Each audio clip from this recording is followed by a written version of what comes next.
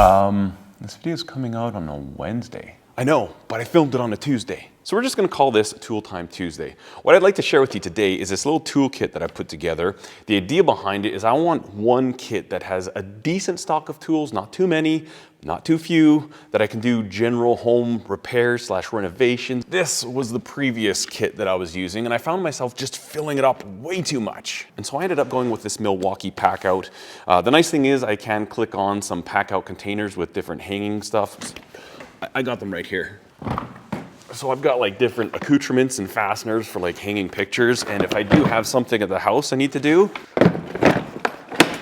I can take it all at once. Kind of handy. Definitely a fan of the pack out. But we're just gonna run through this really quickly. I'll bring the camera in nice and tight. I'll show you everything I have in here. This is very tailored to my specific use case, but I always like watching guys tool, like load out videos and stuff. So I thought I may as well make my own. All right, let's start off at the very back here. So on the one side of this tool bag, you basically have this open compartment, kind of like a basket. And there are several tools I keep in here all the time. I keep a ball peen hammer, pry bar, just a handy cheap little tool. I keep a carpenter square, use that quite often. I keep a wire brush that's got a plastic scraper on it. And then I also keep this here. This is my EDC tool kit. I did a video on this thing, standalone video, and you can check that out. I'll put a link up in the corner. This toolkit I absolutely love. This is kind of like the star of my little whole system here. This is something I can often just grab on its own and do what I need to do. And then I also keep a little pouch in here that has a whole bunch of different bits for a screw gun. You know, different nut drivers, got like a little extension, stuff like that. And that's all that lives in here permanently. And I like to keep this side a little bit empty. I like to have some room so that if I do know that, hey, I'm gonna need a drill and a driver, I still have room. I can throw those in here, drill, driver, and just grab this thing and go. Also, sometimes I find myself, actually quite often, putting in this little cordless impact or cordless ratchet. Works really good. So I like to have room that I can put a couple of power tools, even an angle grinder if I know I'm gonna need it. And so that's kind of how I leave that compartment of it set up. Okay, during the edit I realized that I forgot to show these two pouches. So in this one here, I just keep my different bits for my cordless screw gun. And then this one's pretty much empty. Every now and then I'll put like some screws in there, something like that, but I actually don't keep too much in there. Moving to this side, we've got some screwdrivers. I've got some insulated screwdrivers here if I'm doing anything on anything that's live. I keep this all here because this is very handy for starting wall anchors for hanging pictures. You can just pop this through the drywall, works really good.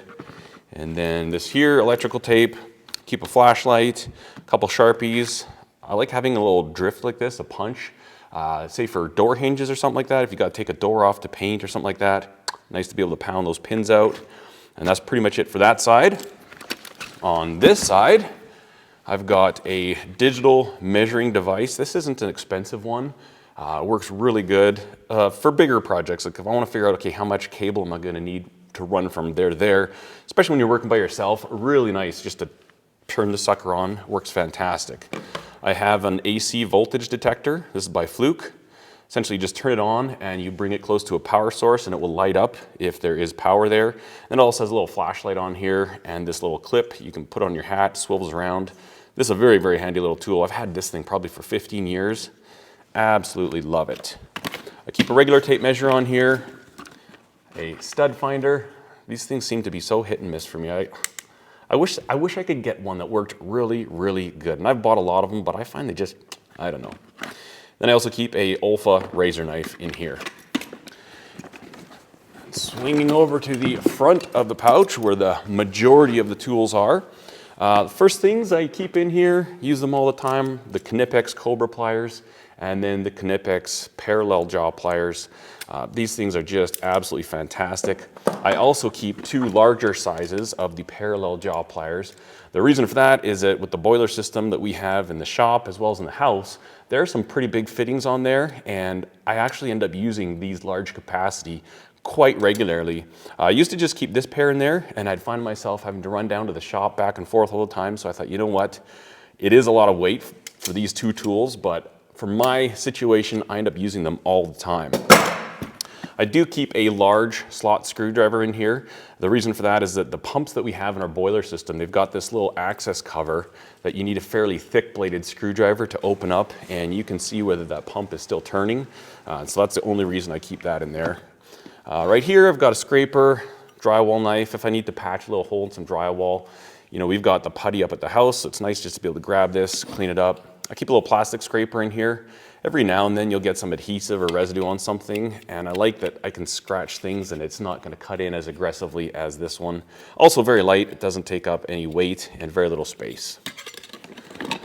Right beside that, I've got this little, I don't know, this is like a no-name work light. I like it because it's got magnetic points all over it, so if I'm, you know, working on something, I can stick this on the furnace and have some light. It's pretty handy to have. And then right here, I've got a set of Milwaukee shears. These things are really great. I use scissors probably every single day for various things I'm doing, whether I'm cutting rags down because I only need a small one for a little bit of stain or something like that. I use this thing on the daily, and these have been a really good set of shears. The handle's not super comfortable, it's kind of weird. I've never found scissors big enough, like I always have to cram my hands in them, but I really do like these ones. I keep a ratcheting screwdriver on here. If I'm at a situation where I don't have a cordless with me, this thing is actually pretty nice. You can actually really crank stuff in, especially like you're putting in like wall sockets and they've got those really long screws. I like to be able to just crank this, and it's got a whole bunch of different bits in it, some Torx, super small Robertson, and so I find this handy to have. Another tool I keep in here, and I don't know why I bought this necessarily. This is a Milwaukee Fastback. The model on this one is the 4822-1505. There are different models of these, and it's just your basic disposable, you know, blade cutter, box cutter. You can flip these around. And then this one here actually has a driver on this side, so you can kind of set it like this if you want to get a lot of torque on something, or you can open it up like that. It's got a Phillips and a slot. Just pop it in there like that, and it's actually set up as a liner lock. So you want to close this, you actually got to push that over and close it just like a liner lock knife. It's got a bottle opener as well, but you shouldn't be opening bottles of beer when you're doing home renovations, I don't think. Anyways, we've got another Milwaukee product. You can tell I'm a Milwaukee fan. I really like their stuff.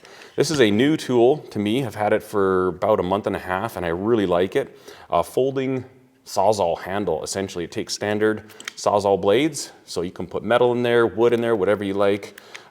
This is the one it came with. Usually I'll have one that's more suited for drywall, because I find myself more often than anything else having to cut a hole in drywall to put a new plug in or something like that. But nice thing is the blades are safe and secure. They're not poking out anywhere, and it just tucks away nicely. Really like that tool.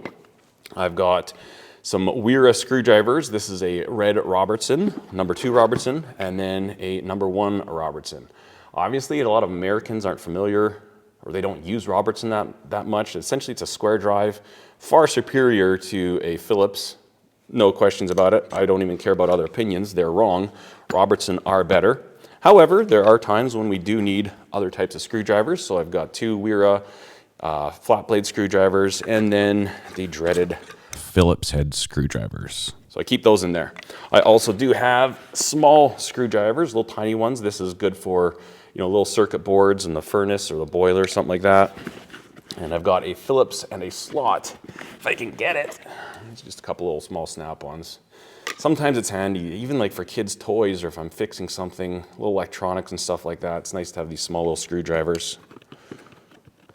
Pop those in there. Those kind of get buried in the bottom because they're not accessed all that often. Speaking of electronics and electrical stuff, I've got some snap-on wire cutters that also have the crimpers for crimping on different connectors, insulated, non-insulated, and they have wire cutters in them, strippers. I like these tools. These are very well made. I've had those for a long time. And then a set of diagonal cutters just for when I really need to rip through cables, wires, and stuff like that. And then I think the last thing we have to go over here is just my multimeter. This is just a Fluke multimeter. Use this thing all the time. You can check stuff on your vehicles, see if there's, you know, power out an outlet, and then also check for how much amperage draw you're using and stuff like that. I think that pretty much wraps up this little toolkit. This bag does have loops here for a level. I don't store it with a level on it, but if I know I'm going to be like hanging pictures or mounting a new shelf, I will throw a level on here, carry that up to the house. But you know, for moving around the shop and general storage, I don't like the level hanging off of here, but I do use these loops every now and then. Well, there you have it, folks. That's what I keep in my tool bag. And again, very, very specific to my situation. A few things I might add, and this is actually a suggestion from you guys. I had a lot of great feedback when I posted this video. Some zip ties. That's one thing I haven't put in there, and I'm probably gonna put in here. This all kind of works together.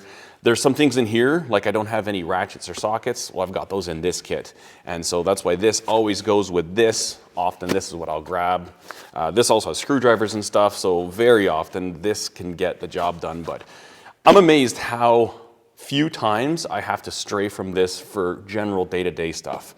I kind of, you know, I look at my roll cabinet and all my other tools and I'm like, do I have too many tools? And then I remember how foolish that question is. No such thing. Thanks for watching, guys. We'll see you in the next one.